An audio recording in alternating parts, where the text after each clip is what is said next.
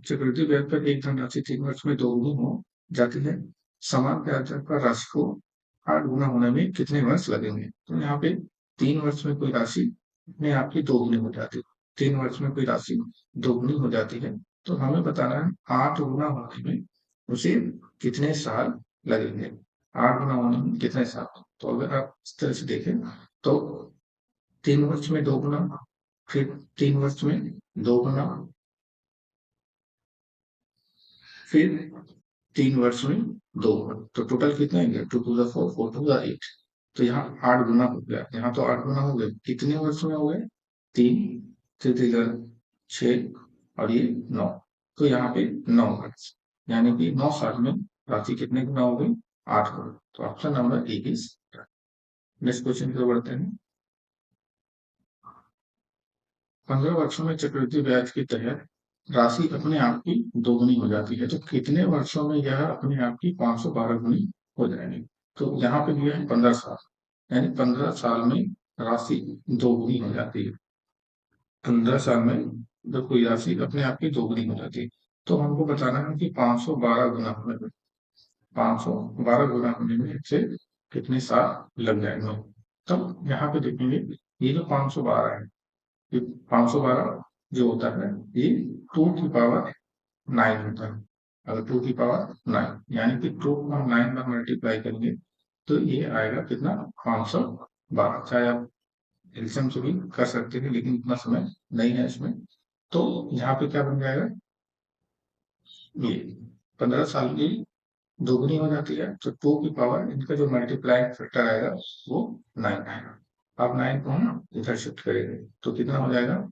15 into 9 equal to 2, यानी कि कितना हो गया? 135 ईयर, यानी कि इनको 512 गुना होने में कितने साल लगेंगे? 135 साल लगेंगे। Option number B is right. Next question देख सकते हैं, है आपके सामने। अगर कोई धन 15 वर्षों में चक्रवृद्धि ब्याज की दर से अपने आप का 27 गुना हो जाए, तो 25 वर्ष में धन कितना गुना होता है? तो यहाँ पर जो है कोई भी जो धनराशि है वो 15 वर्ष में अपने आप का 27 गुना हो जाता है। 15 वर्ष में अपने आप का 27 गुना हो जाता है, तो हमें बताना है 25 साल में कितना गुना हो जाएगा। 25 साल में धनराशि कितना गुना हो जाएगा? तो हम ऐसे देख सकते हैं कि 15 साल में 27 गुना, यानी कि 3 की पावर 3 की, तो 5 साल में देखिए तो कितना गुना हो रहा है? 3 गुना। यानी कि अगर इस तरह से देखा जाए तो 5 साल, 5 साल, 5 साल, टोटल कितना हो गया? 15 साल। 5 साल में 3 गुना, 5 साल में 3 गुना, 5 साल में 3, 27। तो यहाँ पे ये पता चला कि 5 साल में 3 गुना होगा। तो 25 साल में, तो 25 साल में कितने गुना होगा? कि 5 का मल्टीप्लाई होगा, तो यहाँ पे क्या हो जाएगा? 3 की पावर 5। अब 3 की पावर अगर 5 इसका आंसर होता है 3 into 3 into 3 into 3 into 3 into 3, जब इसको मल्टीप्लाई करेंगे तो आपका आएगा कितना? 243। Option number B is right. Next question देखते हैं।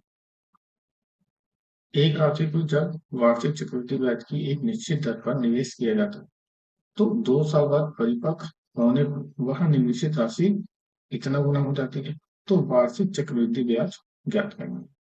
तो यहाँ पे देखिए कुल जो राशि है वो 2 साल में 1.21 गुना हो जाती है। तो वार्षिक चक्रवृद्धि ब्याज की दर ज्ञात करना, तो 1 साल में कितना होगा? तो ये हो जाएगा 1, इसको हम डेसिमल हटाएंगे तो 1.121/100। तो ये किसका? ये अंडर रूट हो गया। अंडर रूट करिए, चलिए 1/2 करिए। जब इनका अंडर रूट निकालेंगे तो ये कितना देगा? 11/10। हमें वार्षिक चक्रवृद्धि ब्याज बताना है, यानी कि हमें 10 रुपए पे कितना ब्याज मिला? 1 रुपये ब्याज मिला। तो इसका जो वार्षिक जब दर निकालेंगे तो 10 से 100 से मल्टीप्लाई करेंगे, कैंसर, तो कितना आ गया? 10%, यानी कि कितना ब्याज की दर है? 10%। Option number C is right. Next question भी चलते हैं।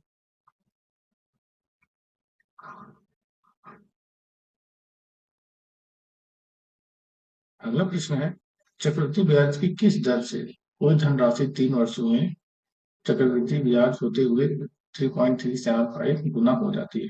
सब्सिडी में आया है, यानी कि कोई धनराशि 3 वर्ष में कितने गुना हो जाती है? 3.375 गुना हो जाती है। तो हमको बताना क्या है? दर बताना। हमको क्या बताना है? चक्रवृद्धि ब्याज की दर बताना है। तो ये 3 साल का है, तो 3 का क्या हो जाएगा?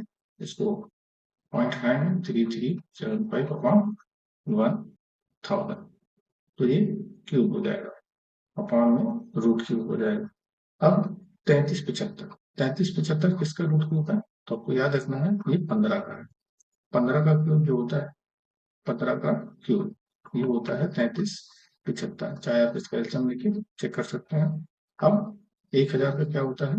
10। तो हमें बताना है कि चक्रवृद्धि ब्याज की दर क्या है। तो यहाँ पे देखिए 10 रुपए पे हमें कितना ब्याज मिला? 10 रुपए था, 10 रुपए से ये 15 रुपए बन गया, यानी कि हमें ब्याज कितना मिला? 5 रुपए। कितने रुपए पर? 10 रुपए पे हमें 5 रुपए ब्याज मिला। तो हम इसका जब ब्याज निकालेंगे तो 100 से मल्टीप्लाई करेंगे, कैंसिल हो गया, कितना हो गया? 50%।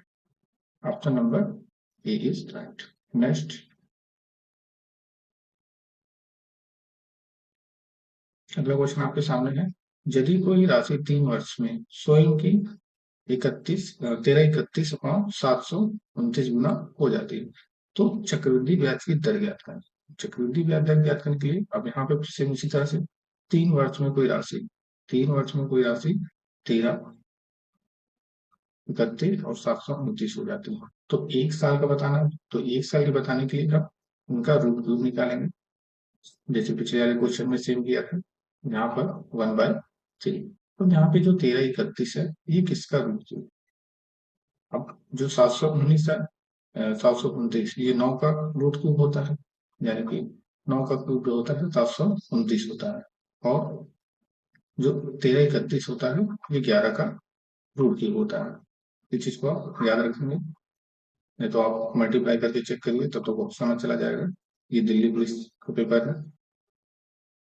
अब तो 1331 जो है ये 11 का, यानी हमें दर बतानी है।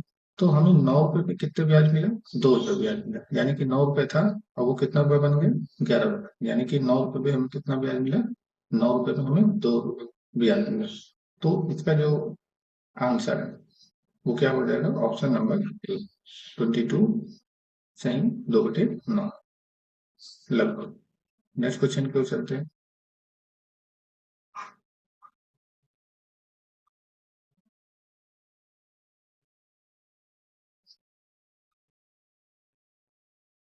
अगला क्वेश्चन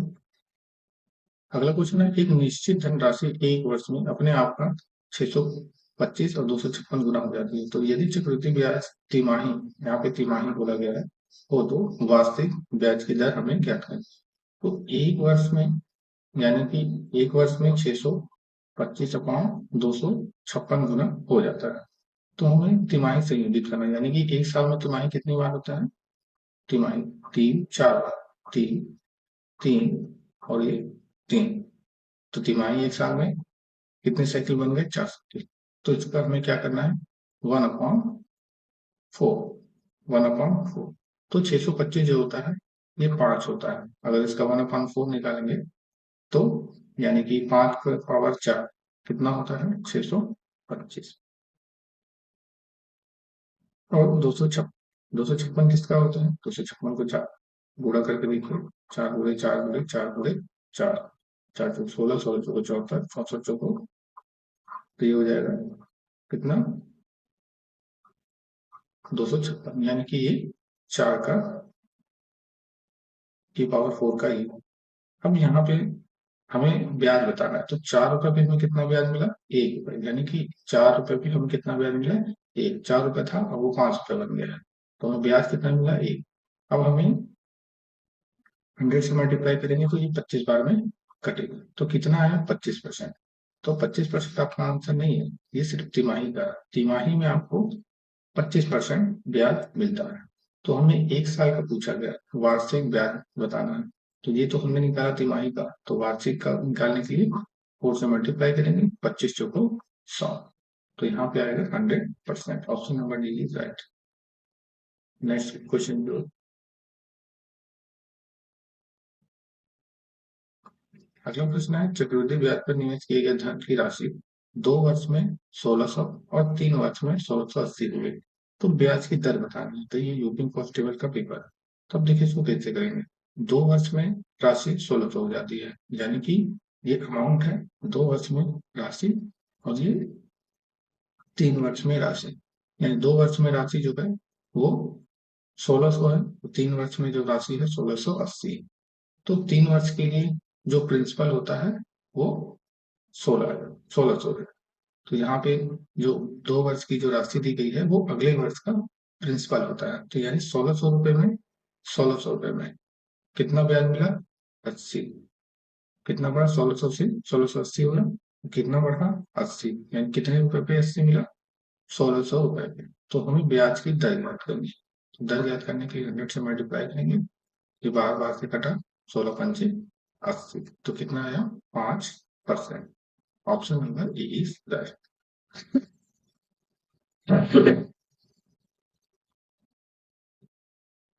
नेक्स्ट क्वेश्चन।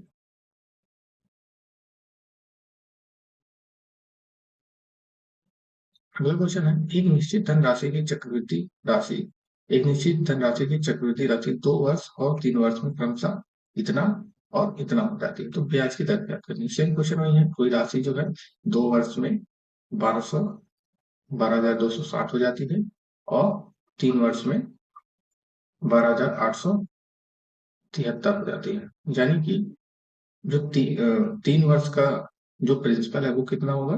12,260।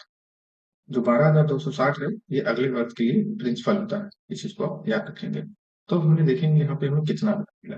तो इसको ये हो जाएगा 3, और ये हो जाएगा 1, और ये हो जाएगा 6, यानी 613 ब्याज मिला। कितने पे मिला? 12,260 में। ब्याज की दर याद करनी है, तो 100 से मल्टीप्लाई करेंगे। ये बार बार से कटा। अब यहाँ पे देखिए 613, 13 दूनी 26 और 6 दूनी 12। तो यहाँ पे देखिए ये 2 बार में कट रहा है। ये 2 बार में कट रहा है, यानी कि 13 दूनी 26 और 6 दूनी 12। अब 2 के टेबल में गया 5, तो कितना है? 5%। Option number A is right. Next question पे चलते हैं। अगला क्वेश्चन है, 1000 2 वर्ष में 1144.9 हो जाता है।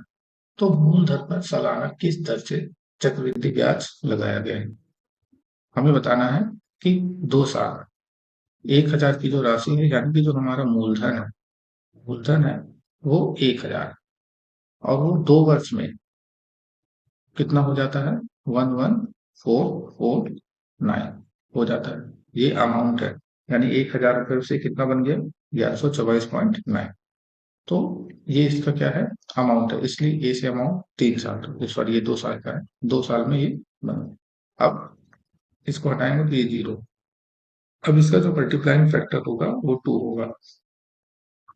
इस तरह 0 0। अब इसका अंडर रूट निकालेंगे। अभी कितना आएगा? अब ये जो है ये 100 का है, और ये कितने का है? इसका जो अंडर रूट आएगा ये 7 का है, 7 यानी कि ये हो जाएगा 107। तो हमें चक्रवृद्धि ब्याज को बताना है, यानी कि 100 रुपए पे हमें कितना ब्याज मिला? 7 रुपए। 100 रुपए पे हमें कितना ब्याज मिला? 7 रुपए हमको ब्याज मिला। तो मल्टीप्लाई करेंगे हम 100 से, तो ये पूरा कटा, यानी कि 7% इसका सही आंसर है। अगला प्रश्न है, 15,625 रुपए की धनराशि वार्षिक रूप से चक्रवृद्धि किए जाने वाले कितने प्रतिशत ब्याज की दर पर 3 वर्ष में 21,952 हो जाएगी? तो कोई धनराशि दिया है, यहाँ पे कोई धनराशि दिया है। धनराशि 15,625 दिया है, और वो 3 साल में, यानी कि 3 साल में अमाउंट कितना हो जाएगा? 21,952। तो इसका जो मल्टीप्लाई फैक्टर क्या आएगा? 3, 1 ये हो जाएगा 1/3। अब यहाँ पे देखिए ये जो 15,625 है, यानी कि ये 25 का क्यूब है। 15,625 25 का क्यूब है, और 21,952। तो 952 यानी कि ये किसका है? ये है 28। 28 का क्यूब 21,952 होता है। अब हमें देखना है 25 रुपए पे कितना ब्याज मिला, 3 रुपए, यानी कि 25 से 28 बन गया, तो 25 रुपए में कितना ब्याज मिला, 3 रुपए। अब इनका हम क्या करेंगे, ब्याज की दर निकालेंगे, 25 चौको 100 यानी कि 12। Option number A is right. Next question.